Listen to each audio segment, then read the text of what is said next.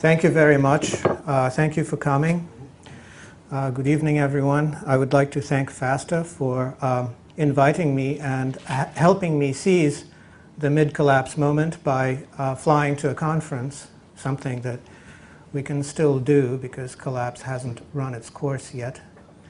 I'd like to say a few words about, about who I am and how I ended up in front of you speaking on this subject. I spend my days administering web servers. I make quite a bit of money doing it, but I'd like to get out of it because it's a very dirty, polluting industry. We're responsible for something like 3% of all the coal burnt in the world used to power the web servers. So I'm trying to transition to working on sailboats. I live on a sailboat. It's a homemade boat. It's not a consumer item. My wife is actually on the boat right now in the middle of Salem Harbor in Massachusetts. And when I get back on Sunday, I'll help a friend of mine with fixing the keel on his boat because he's getting holed out. So that's sort of the, the direction I'm going personally. I have a wind generator. I have some solar panels. And, I can survive for a really long time without any income. So the reason I'm here is because I wrote an article in 2005 called Post-Soviet Lessons for a Post-American Century, in which I basically said that the United States is heading in the direction of the Soviet Union for a great number of reasons. And I wrote that article. I actually got paid for it. It got published on a fairly popular website, From the Wilderness, Mike Rupert's website at the time.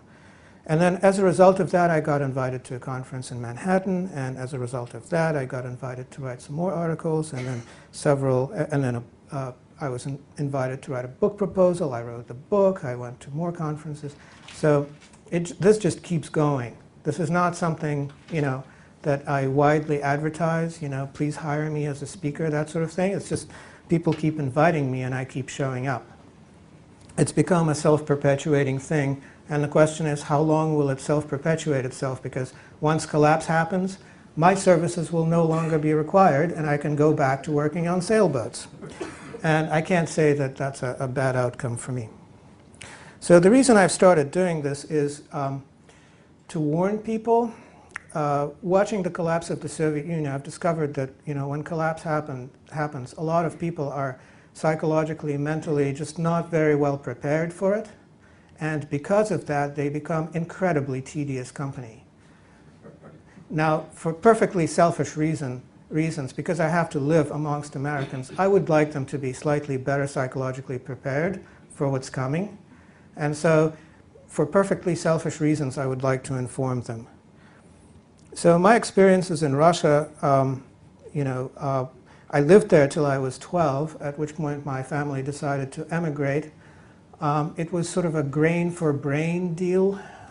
There was some financing fine print in one of the congressional appropriations or something like that that basically said that Russians have to release a certain number of people under family reunification international law in order for the United States to extend grain credits to the Soviet Union. And so we were exchanged for some large quantity of wheat. It turned out to be a really good deal for the United States and a really bad deal for the Soviet Union. And then we couldn't go back until 1988. That was the first year that my mother, who's the bravest one of us all, was able to go back. It was shortly after my uncle was released from a camp. He was a political prisoner. Gorbachev let him out. And I went there in '89 for a month, and then in '90, and then I was there on a business trip in '93, and then I went back in '95 and '96, and ever since then I haven't gone back because it seems like too much of a job. I wanted to have a vacation and do something fun, and going to Russia just seemed like too much work. So I haven't been back there in quite a while. But the snapshots that I've observed, and because I speak the language and it's my culture and I grew up there, there wasn't any sort of a language barrier or inability to understand what was happening. In '89, it was still the Soviet Union, and nobody talked about it collapsing. That was just almost unimaginable. In 1990, the economy was at a complete standstill. Factories were closed. The smog was gone. There was no traffic in the streets. All the shops were closed. People were out in the countryside trying to grow or gather food. And clearly, this was a completely different reality. And then when I went back in '93, it was in the middle of winter, and I caught a glimpse of an absolutely destitute population, middle-class people digging around in the garbage. I think $1 was something like 3 times the monthly salary of the average worker, if they were still getting a salary. I was handing out, 1,000 ruble notes because that was $1 to me, and people thought that that was absolutely shocking because it looked like a lot of money to them. And then when I went back in '95, there was a new reality. There was hyperinflation, so I was walking around with gigantic rolls of rubles just to, buy some vegetables at a farm stand. But you could actually get things, and things were functioning. And in 1996, things became even more reasonable, and things were more or less on the mend, and a new reality had set in. So most of what I have written about is based on the observations that I made during that time, as well as half a lifetime or more living in the United States. So basically, when I got back in '96, I got married around that time, and we decided to settle in the United States, in Boston. And at that time, it occurred to me that the United States is heading in the same direction, that this is just a matter of timing. And what an opportunity this is to look at one superpower and how it failed, and apply those lessons to another superpower that hasn't failed yet. But the time wasn't right because, Americans were very enthusiastic about what they thought was their Cold War victory.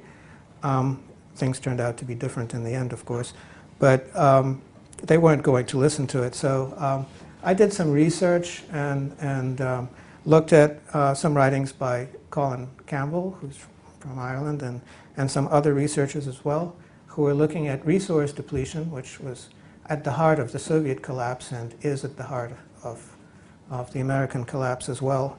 And then I basically sat on this information until 2005. So for the sake of the discussion, I think it's reasonable for me to say a few words about the similarities between the two superpowers, because a lot of people are trained to think that these two countries couldn't be more different. And in fact, it's very difficult for them to be any more the same. So there's a gigantic ideological similarity between the two, which is both were predicated on the idea of scientific and technological progress, better living through science. And both were completely invested in an industrial model of production. And both staked their reputations on the results of that. Things like nuclear power, things like the space race, those were the prestige items for both of them. Both wholeheartedly embraced the idea of a military empire, domination through militarism. And both completely ignored the fact that military empires stopped working sometime in the middle of the 20th century, and that it's just completely ineffectual posturing and a waste of money. The 20th century saw a revolution in the methods of armed insurgency, and military imperialism is no longer viable at all. It is much better to fund insurgencies. So if you look at examples like Vietnam, like Nicaragua, like Afghanistan, those are all cost-effective solutions to defeating your enemy. But investing in aircraft carriers is not. And runaway militarism is tied to national bankruptcy in the Soviet case and in the case of the United States as well. Another great similarity is in the something that resembles a massacre that kind of goes on behind the scenes, went on in the Soviet Union, is going on in the United States under the guise of mass imprisonment. It was used to reshape society in the Soviet Union. The Gulag was basically a way to get rid of subversives and counter-revolutionaries and minority groups, etc. And in the United States, this is part of the legacy of racist politics. So if you look at the demographics of prison population, it's mostly black and Hispanic. Prison labor is traditionally in the United States and in Russia and the Soviet Union was treated as basically a way to get something for free. So if you look at very large construction projects from the Soviet era, such as Belomor Canal, the channel that lifts the Baltic to the White Sea, that was built with prison labor. If you look at the United States, most of the bricks used to build Atlanta, Georgia, were built by slave labor after the abolition of slavery. That may sound strange, but in fact, the blacks were rounded up and made into slaves, working at a brick factory, being worked to death. A more contemporary example, you may be familiar with the brand Victoria's Secret negligee. That is done by female prisoners in the United States. It's quite shoddy, actually, but somehow I'm not surprised because it's just not the right atmosphere for making that sort of thing. So imprisonment looks like an economic profit center and can look that way for a long time, but eventually it undermines society. So in Russia there was a prison subculture. The people who went through the prison experience and allowed it to reshape their identity and their character were called blatnie, and they had a very big impact on culture in general. In the United States now, prison is a rite of passage for many minority young people. So there's this gangster culture that is morphing into all sorts of other forms and inundating the rest of society. So eventually we'll all be gangsters in the United States, every single one of us. And really what it amounts to is some kind of low-level domestic warfare that eats society from the inside, corrodes it, and eventually causes some very, very bad effects. Another big similarity between the United States and the Soviet Union is that these are both multi-ethnic composites, which tend to be very fragile and have a tendency to explode when things go wrong. Now, there are some differences. The label Russian is actually a very ethnically inclusive label. You can be Russian anything. You can be Russian Korean. You can be Russian Chinese. It really doesn't matter. Russia tends to absorb ethnic groups and eventually dissolve them. And the label American basically implies that you have some ethnic identity on top of that, which is often more important to a lot of people. So the likelihood of a big ethnic explosion in the United States is, I would say, higher. Also, Russia, because it's a land empire that expands and shrinks over time, is more like a matryoshka doll. It's like layers of onion around a central core, so it can expand and shrink without actually losing its identity, whereas the United States is really New England, which is where I'm from. There's the Old South, which is a distinct entity. There's the Pacific Northwest, which is quite different. Midwest, another country. What I like to call the Reconquista lands, the ones that will be Spanish-speaking or are already. And then in the middle of that, there's Texas, which is a planet of its own, as far as I can tell. So these are all different countries, and I'm getting used to thinking of them that way, and you may actually be ahead if you start thinking of them that way too. Another great similarity between the United States and the Soviet Union is the systemically corrupt political system. The Communist Party versus the two capitalist parties. And There's more excitement to having two parties. People get really worked up about elections, some of them. But the results are almost identical. So, for instance, now we had this interesting thing happen where some bankrupt bankers funded the Obama election campaign, and now they're drawing public salaries. They've become public money sponges. And these are the highest public salaries in the world, I think. Maybe Singapore has higher ones. Ireland probably is. I don't know. But these are fantastically highly compensated public servants who got there by failing at their job, which is quite something. Where they were even more highly paid. Mm-hmm. So there really isn't very much hope for the political system in the United States, any more so than there was in the Soviet Union. But there is quite a disconnect between the ruling classes and the people that they're supposedly in charge of. In the Soviet Union, there was this group of people called nomenklatura. They were called that way because their names appeared in some list somewhere. Highly placed party members. They were all members of the Communist Party. Well, you know, in the United States, we have a sort of nomenclatura as well. You know, we have a very entrenched and untouchable elite that can pretty much do anything they want. They're immune. They can break any law they like, and if they don't like the law, they can rewrite it, which has been happening quite a lot.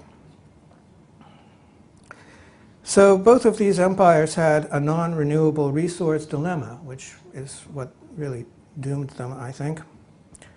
The resource base must expand in order for an industrial economy to continue to function. If the resource base begins to contract, then one of the things that happens first is maintenance costs for all of this industrial infrastructure cannot be met, and then things start breaking down from that point on.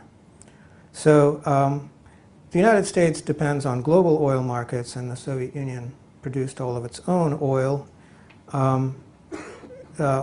Soviet production peaked about 2 or 3 years before collapse, and global production peaked last year, and the sequence of events from that point on, I think, is identical for both the Soviet Union and the United States. You have a financial crisis, then what follows is an industry shutdown, there's a consumer goods crisis, and then political failure follows shortly thereafter. So those are the similarities. Now, for the differences. The way I look at all these differences by dicing it up into the important categories, because they're important to human survival. They're part of the life support system that we all depend on. And this is food, shelter, transportation, security, very important. Employment will be important for a while yet, I think. Education, medicine, money in general, consumer goods, somewhat less important perhaps, family life. And I looked at all of these, and my conclusion overall was that the USSR was inadvertently much better prepared to survive collapse than the United States. A lot of the things that didn't work very well in the USSR continued to not work very well after the collapse, whereas many of the things that supposedly work very well in the USA will stop working minutes after collapse, and there will be no force on earth to bring them back. So looking at food, that's probably the most important. The Soviet Union had collectivized agriculture as part of the agribusiness model. It was all very technology driven. They even had some rockets for broadcasting seed, for instance. And the United States has agribusiness, where the average farm size is something extravagantly huge that takes hours to drive across. The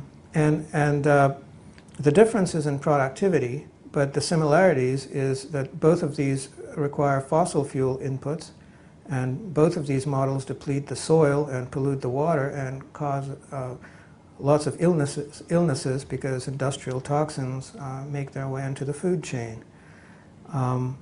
So fossil fuel depletion and shortages of transportation fuels and fertilizer and pesticide have similar effects on both systems. They cause them to break down.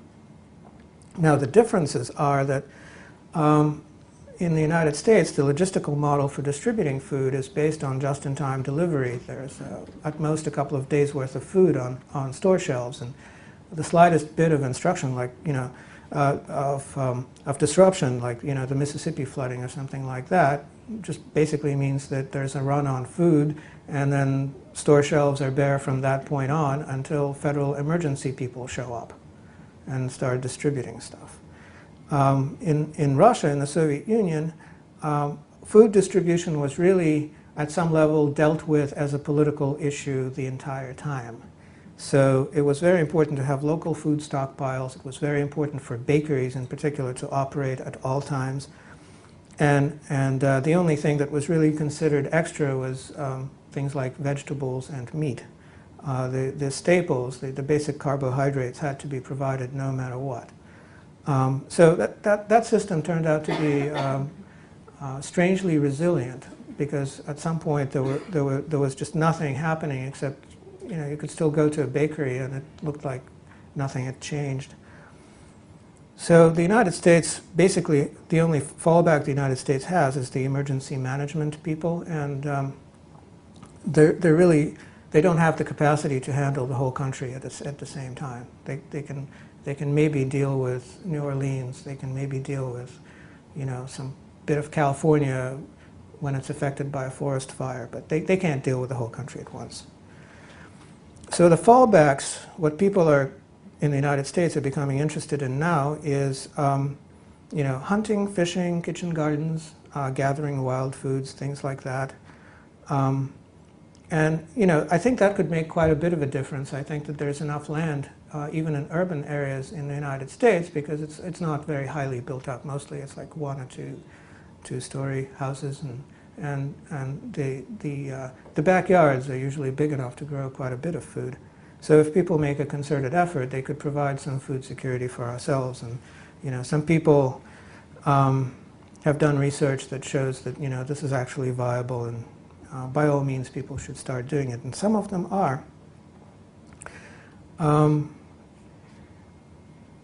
Now, a lot of people just don't want to do that because it's beneath their station or something like that. They may not have any money, but at least they're not farmers.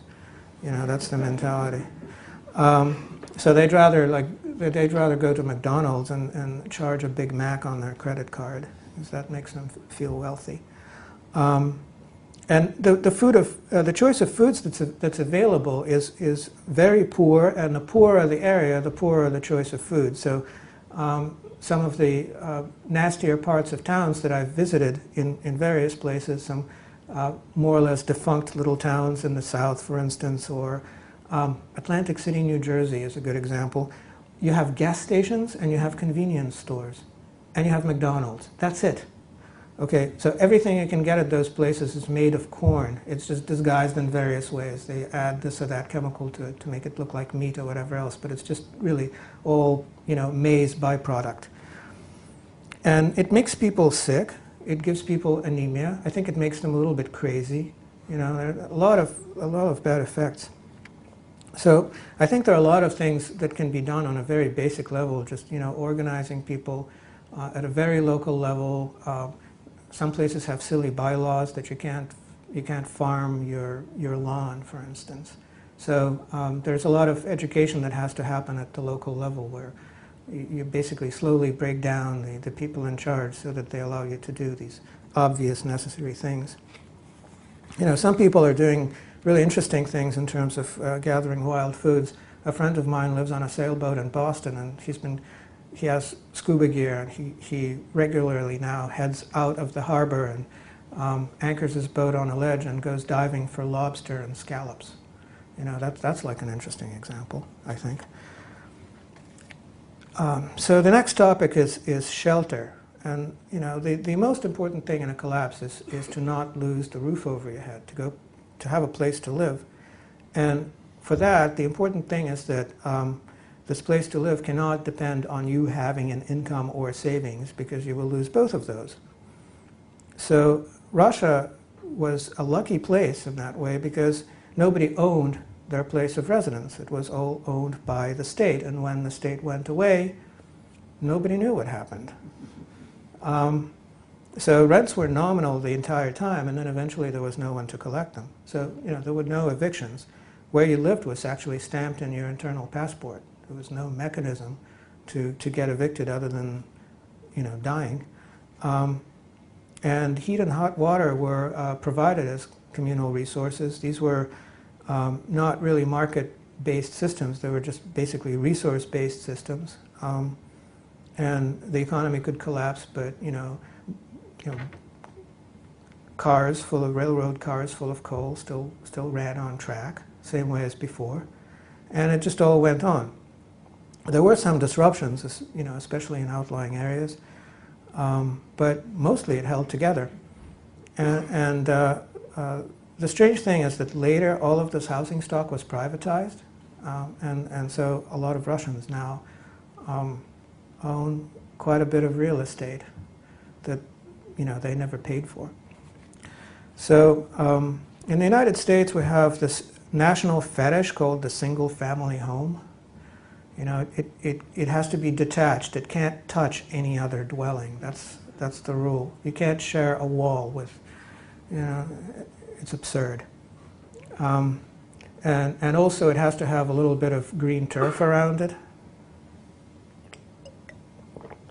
But it certainly can't have anything useful growing around it. So you can't use your front lawn to grow sugar cane or something like that. That's just usually illegal.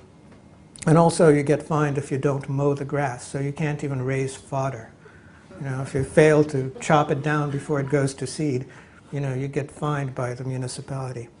And people are very slow to realize that they cannot afford this living arrangement. So now a lot of people, these homeowners, expect the government to step in and bail them out.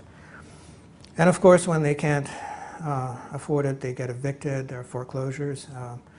And a lot of these houses are really worthless because they're in places where the only way to survive there is to have access to a car that you can drive to a job. So if you can't afford the car and you don't have a job, the place might as well get knocked down, but that costs money. So the housing prices in the United States in a lot of places are not just dropping, they're headed for the negative territory. They should have a minus sign in front of them. It will cost money to revert that land to farmland. And so the other part of this is now in the United States we have all of these zombie banks with toxic assets on their books that were artificially propped up by, generating fake digits, trillions of them in the Federal Reserve, and then shifting those digits over to some other computer somewhere else. And what they're doing is they're waiting for housing prices to recover. That's their business plan.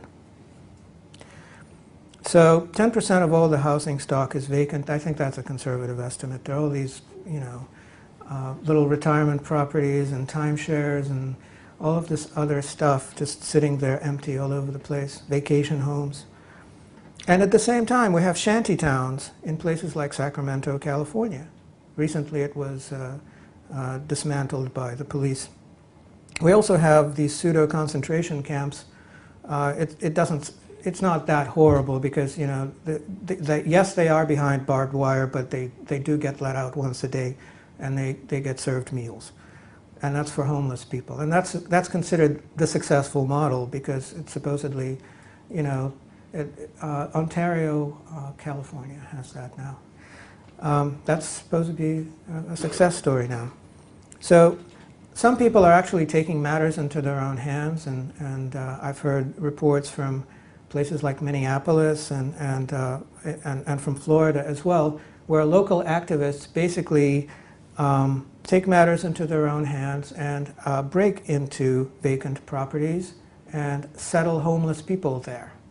and use whatever means to get the utilities hooked up. And that is actually a viable model, because from that you're one step away from basically letting people live in your place as caretakers, because that is an improvement over squatting.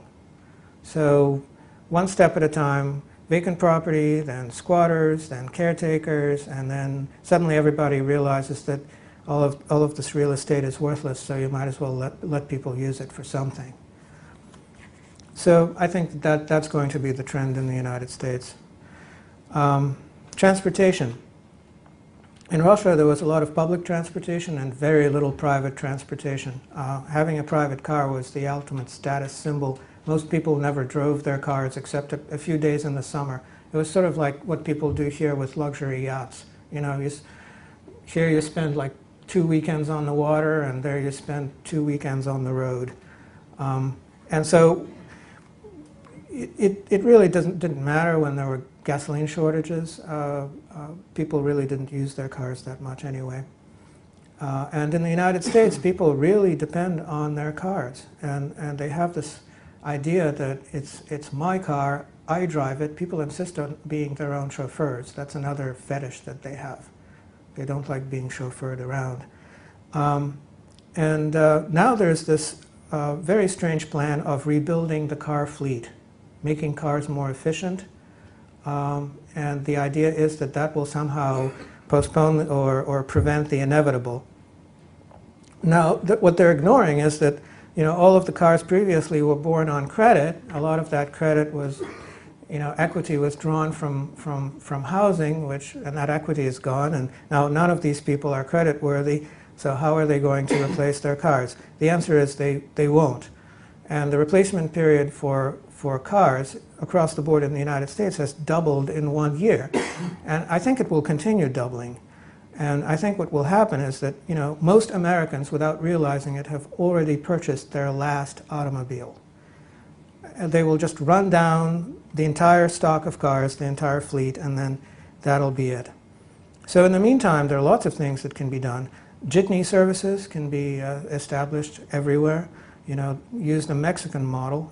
In Mexico, all over the place, you have these things called comunitarios, where for 10 pesos you can, you know, get anywhere you want. And the price is the same no matter where you're going, it seems. There's the possibility of bringing back hitchhiking, which used to be a great institution in the United States back in the hippie days. I know people who traveled back and forth across the United States endlessly, just, you know, doing this. So that's a very simple way to get around, and I think it'll work for a lot of people. And I think that the reason it doesn't work is because, you know, Americans have been afraid of crime. And then there's car sharing services that are thriving in a lot of places. There could be a lot more of that. You know, it's very upscale in a lot of urban areas. There's the Zip Car program. I'm part of that. I use it 3 times a year when I need a car. And there are lots of other ways that are much better. For instance, at one marina where I lived, one woman had a pickup truck, but she drove it 3 times a year when she needed a truck. So the rest of the time, other people used it. So it was communally maintained and communally fueled, and that worked out really well for her because she didn't have to do anything. Bicycling and walking are, of course, viable, but the most important thing is to settle people next to work. That is the simplest thing of all, because most of the transportation needs in the United States are commuting to work. So if you just completely cross it out and have people live in a dormitory in the vacant office next to the office where they work, you've solved the entire transportation problem. So very simple adaptations like that can make a huge difference. Longer range goals, one thing I'm working on obviously is sail transport with a few other people. Right now it's sort of a very kind of boutique niche thing. We're transporting organic vegetables from some organic farms to some organic farm stands using bicycle transport, and it's all very organic and very nice. But you know, in the future, I think that you know there will be more opportunities to use sail. Right now, 10–12% of all the shipping capacity, container ship capacity, is idled. container ships are actually fairly efficient, especially if you go really, really slowly. Like if you slow them down from 25 knots to 5, the fuel consumption drops to approximately 0. And if you keep them at anchor and don't move them at all, they don't burn gas. They don't burn anything. So you can't compete with that at all. So right now it's going to be just this little boutique business, but it's great for getting people enthusiastic, for teaching them new skills, etc. So I have high hopes for sail transport. In the future, I hope to transport things like coffee and cocoa from tropical areas up the coast, and maybe wine, olive oil, things like that. Participate in barter trade between communities in different parts of the world that would otherwise not have any transportation links except through some central hub that would confiscate most of the proceeds. Now, security is a really big issue because when people feel insecure, all kinds of bad things happen to them psychologically and physically. In Russia, there was a terrible crime wave. A lot of people got hurt. A lot of people got killed. Even though that was a place with very low transience where people spent their entire lives living in one place and knew all of their neighbors.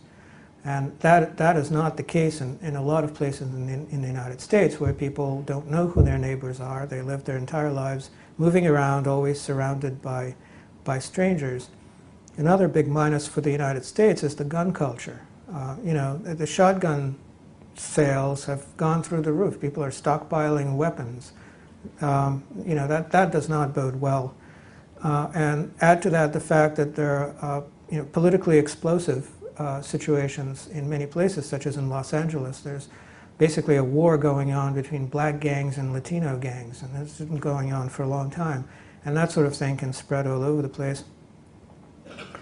That is something that can be addressed by organizing little neighbor associations to keep tabs on things, to basically post lookouts, and a lot of the police officers that are currently being furloughed all over the country in the United States sometimes are drawn into arrangements where they provide private security. I had I get these reports from the trenches from, kind of like people experiencing collapse firsthand writing to me. Usually they say, first of all, one, you were right, and two, here's what's going on. So one of the reports I heard is this woman taking yoga classes in Oakland, California. The students were having a problem with crackheads breaking into their cars while they were in the yoga class. So some local police officers who have been recently furloughed because California's finances are in disarray have agreed to trade security services in exchange for yoga classes. Now that's the way forward. Now, one thing that really drives crime in the United States is drug enforcement. The drug cartels, mostly from Mexico, are pretty much just taking over. It's understood that North America is the biggest illegal drugs market in the world and will stay that way. But the important thing is to get the level of violence down, and what drives that violence is drug enforcement officials stirring the pot. If they stop doing that, then these cartels would sort things out, because they don't enjoy killing each other, they don't do it for fun, and then the level of violence will drop. And the other thing drug enforcement does is it drives up the cost of drugs, causing the drug addicts to have to steal more. So if the cost of drugs goes down, again, property crime goes down. So the good news there is that there's no money for drug enforcement anymore. So we should expect the level of drug-related violence to drop automatically. Now, as far as the employment picture, in Russia, all of the employment pretty much was public sector work. And public sector enterprises take a long time to shut down. They just don't even know how to liquidate. There's no bankruptcy for that. They just persist in some limbo state. People show up for work once a week or something. Sit around painting their nails. And then there are opportunities for all sorts of things that you can do in government that you can't do in business, like basically barter between enterprises.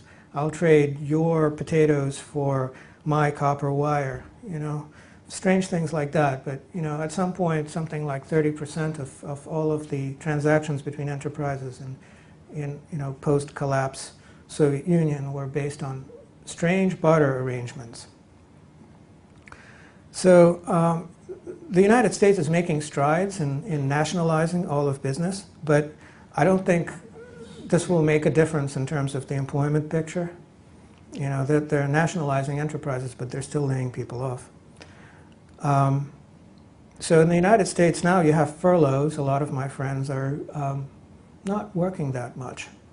There are a lot of layoffs.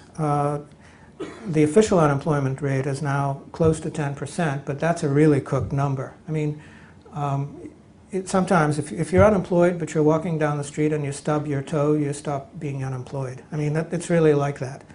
So the real rate is more like 25%.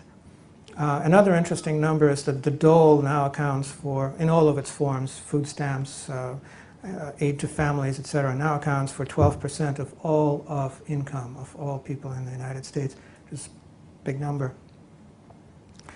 One of the things that is absolutely critical is decoupling work from healthcare. You know, that's a match made in hell, and Americans have quite a headache trying to solve that one now. But if they don't, then very few people will have healthcare. And they don't really know how to do that, unfortunately. It's very hard to undo arrangements like that. So the opportunities as far as the employment picture in the United States is learning to survive without a job. That's really the direction to go. There might be work, but it won't be called a job, you know. Nobody will really have much of a position, I don't think.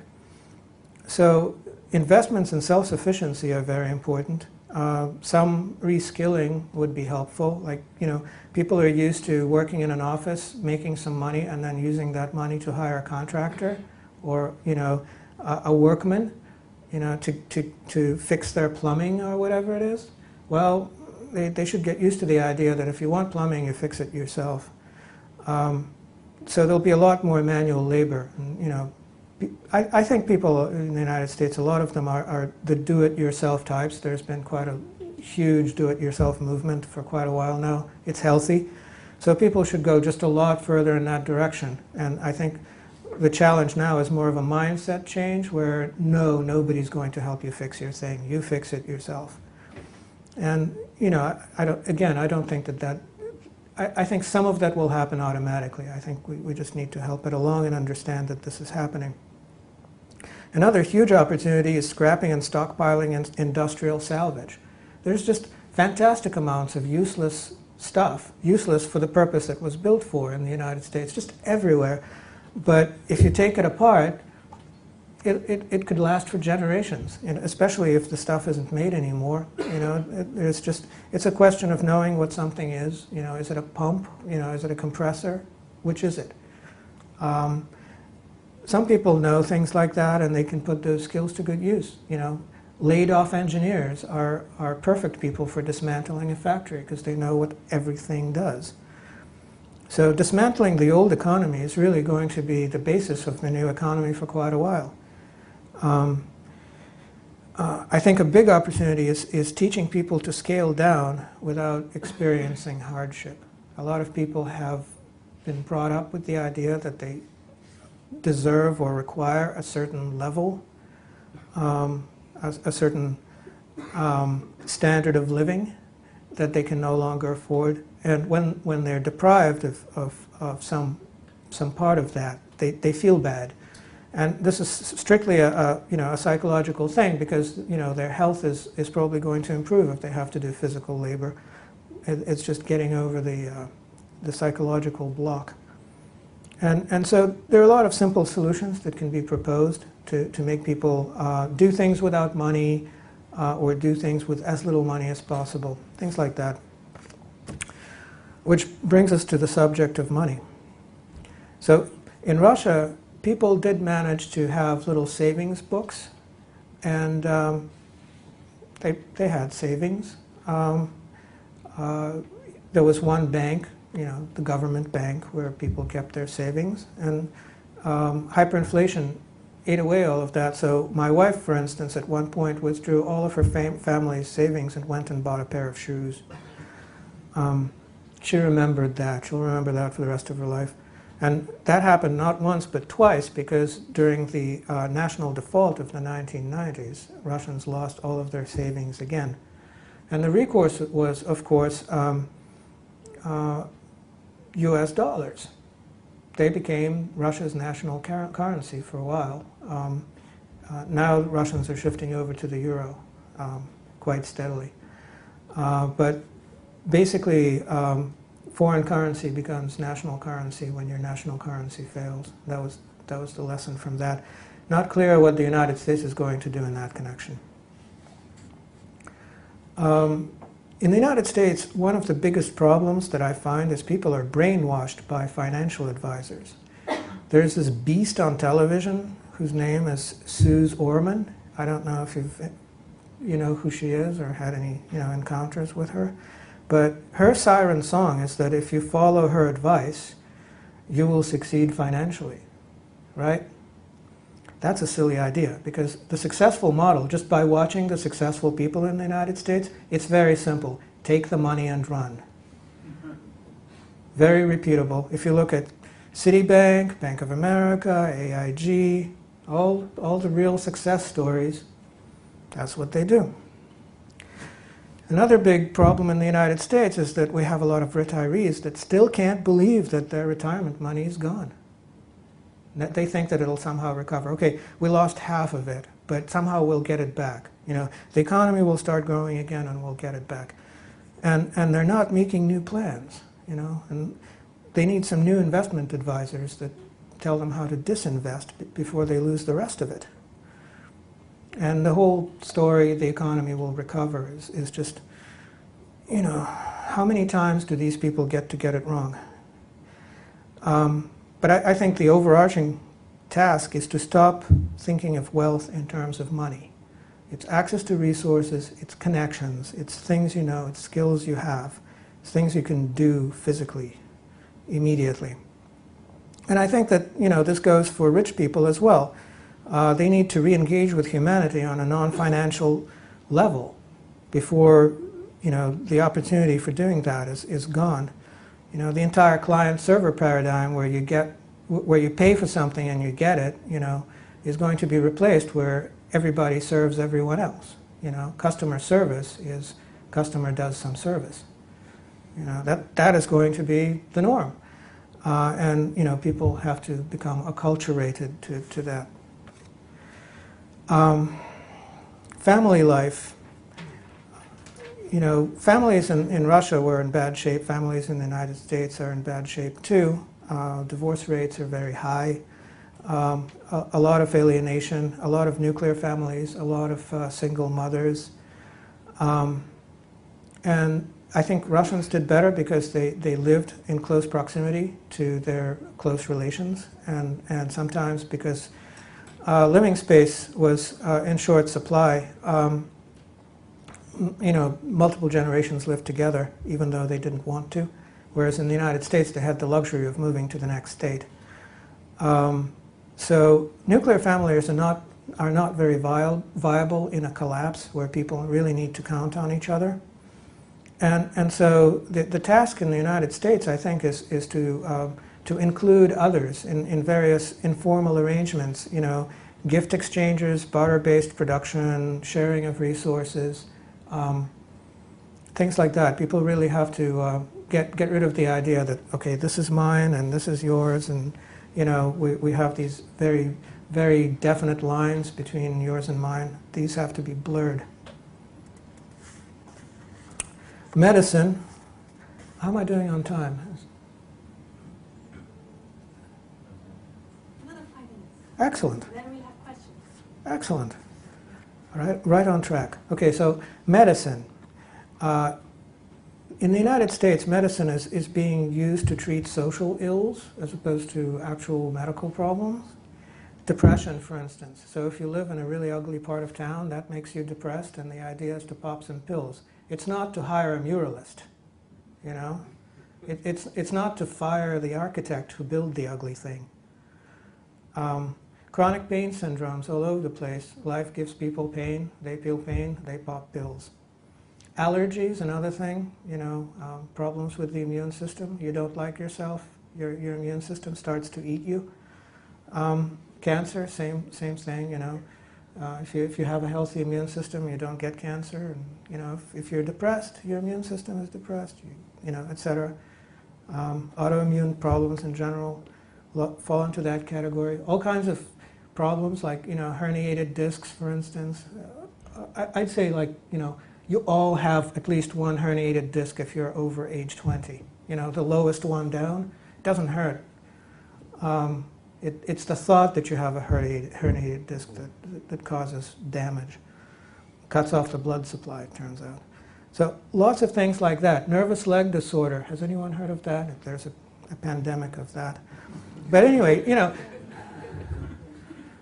But I'm serious. People are sick, but they're not physically sick. They're sick of their lives. They're sick of stuff they have to do every day. They're sick of the people they have to deal with who are completely unreasonable. And then medicine rushes in and says, take a pill. And that turns out to be very expensive and unsustainable. So alternative medicine is gaining wide acceptance. Now insurance companies in the United States often cover acupuncture, for instance. So if you have a herniated disc, you can get acupuncture for it. But really, we need alternatives to medicine. We need to treat the culture. We shouldn't allow things to remain ugly. It's cheap to hire an artist. It's expensive to hire a doctor. So don't treat the person, treat the environment. Make the city less ugly, people will get less depressed, there'll be less Prozac in the drinking water. And lack of money is actually a fantastic source of impetus for dealing with the entire medical conundrum. So I think the overarching priority is to make people feel sane, safe, and respected, even as everything collapses around them. Just explain to them that we can provide the absolute essentials no matter what, and just don't worry about it. Worry about the things you absolutely need to worry about. And then inspire people to try new things. Experimentation is very important. My friend Keith, who is diving for scallops and lobster on a ledge outside Boston Harbor, he's showing the way. He's actually decided, well, I have a sailboat, I have scuba gear, I know how to dive. There's food down there. Okay, well, go get it. So another thing we have to really address is all of these people who make money lying to us. Obviously they have more money than us. They get paid to do what they do. So on a volunteer basis, we have to confront them and call them liars and keep doing it. Maybe not confrontationally in a public venue, but at least we have to point them out to each other. How many times do these economists or financial experts or politicians get it wrong? Is anyone keeping score on how many mistakes they make in their public pronouncements? It's much easier to count the correct ones. Agreed. Well, it's it's not a pleasant task, but I think it's still worth doing. And I'm glad to see that some people are actually, paying attention and doing it. And we need to provide a positive vision of the future. And I think the basis for that is our ability to re-engage with nature. Have the skills, have the experiences. Know that, if we know what we're doing, the natural world is there to take care of us, not to hurt us. And that's a lesson that we need to learn. So that's all I have to say, and I'd be happy to answer your questions.